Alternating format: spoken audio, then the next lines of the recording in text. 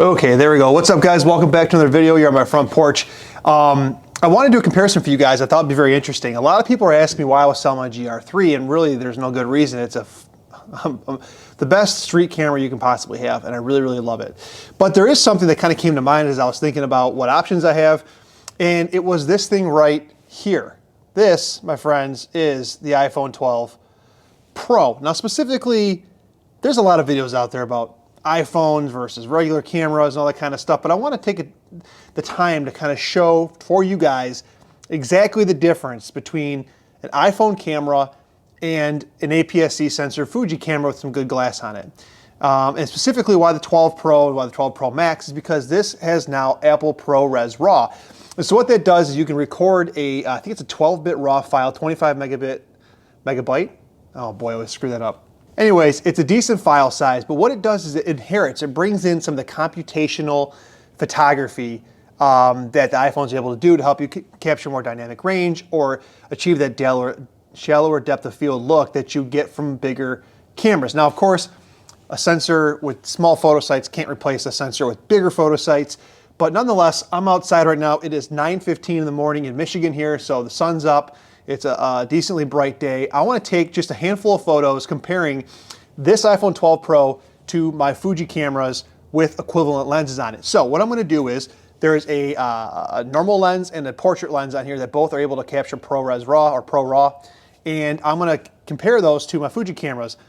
The normal lens, I believe, is a 28mm equivalent focal length on the iPhone, and the portrait, I think, is around 50 or 60. I should look this up. I'll make a comment right here if I'm wrong. So what I'm going to do is I'm going to take my XE2, which is a 16 megapixel sensor compared to, I think, 12, and I am going to shoot this 18mm f2 lens, which is about a 27mm equivalent. It's almost the same as my normal lens at f2. Similarly, I'll grab my X Pro 2 with a 35-1.4, regarded as one of the best lenses in the Fuji system, and I'll shoot that for the equivalent portrait lens on this iPhone 12.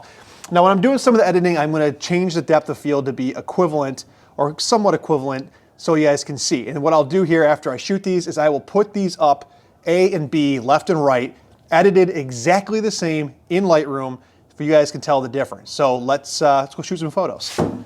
All right, so what I'm going to do, hopefully this exposes okay, is I go into the camera here and you guys see up top right there? There's a little RAW button and it's turned off. I'm gonna turn that on and now we're shooting in RAW. And of course I've got if you look down here, the 1X lens and the 2X lens, both capable of shooting RAW. So we'll do two photos with the 28mm equivalent, full frame equivalent focal length, and do two photos with the more telephoto portrait type lens on the camera. So let's do that. All right, I've jammed my camera up into a bush.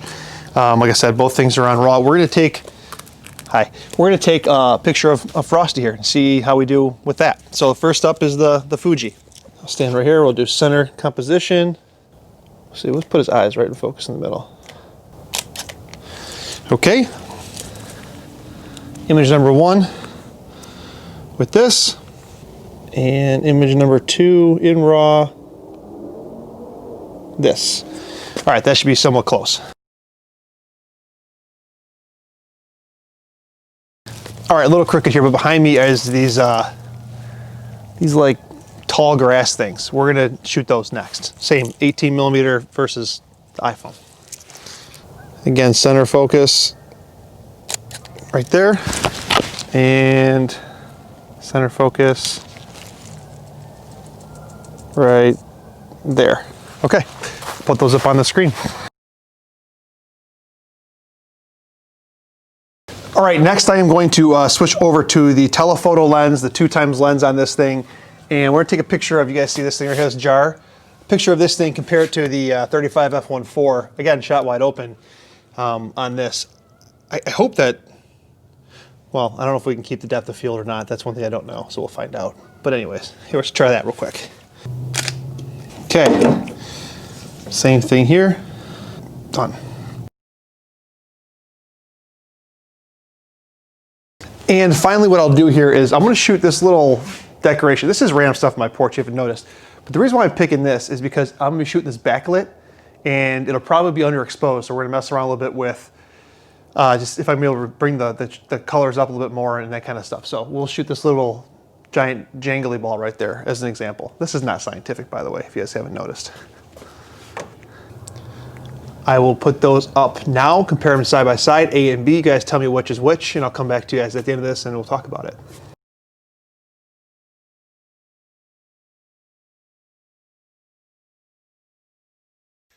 All right, guys, I just had a chance to look at the pictures. A couple things, I mentioned it in text in the bottom, but I couldn't maintain depth. I don't think RAW is available in portrait mode, or if it is, I haven't figured out how to turn it on yet, so this is way bright.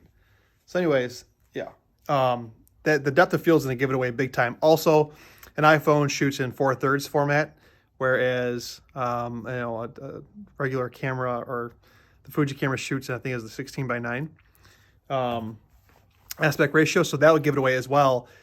The two things I'll tell you though that is really interesting is the flexibility in the RAW files in Lightroom were actually really good on the iPhone. I was really surprised for that. And you know, if I could find a way to simulate depth of field and keep the RAW format, totally could use this in a pinch. The thing about street photography, I started this video out by talking about the Ricoh GR3. If you shoot at f8 or f11 or whatever, you don't really rely on that depth of field for street photography. So an iPhone, I think, could totally be passable, especially if you have Lightroom presets set up for black and white or for color that you like to shoot street in. I think it totally works, especially in the iPhone 12 Pro, where you have a RAW format. You can just apply a preset. You have a lot of flexibility there. I was surprised. I think it works in a pinch. Also, with an iPhone 12, you do have the added, I guess, sneakiness of people just thinking you're on your phone and not a camera coming to your eye. So you have that as well, which is really a big thing. So I just wanted to put this video together. I was curious myself. Whenever I'm curious about something, I make a video out of it to show you guys what I'm doing. So hopefully this is helpful to you guys. If you have any questions, comments, again, this isn't direct comparison, isn't super scientific, but if you have any questions or comments below, please go ahead. Don't crucify me for not being like, you know, to the T, but I appreciate everything you guys are doing and watching this. And yeah, I'll see you in the next one. Peace.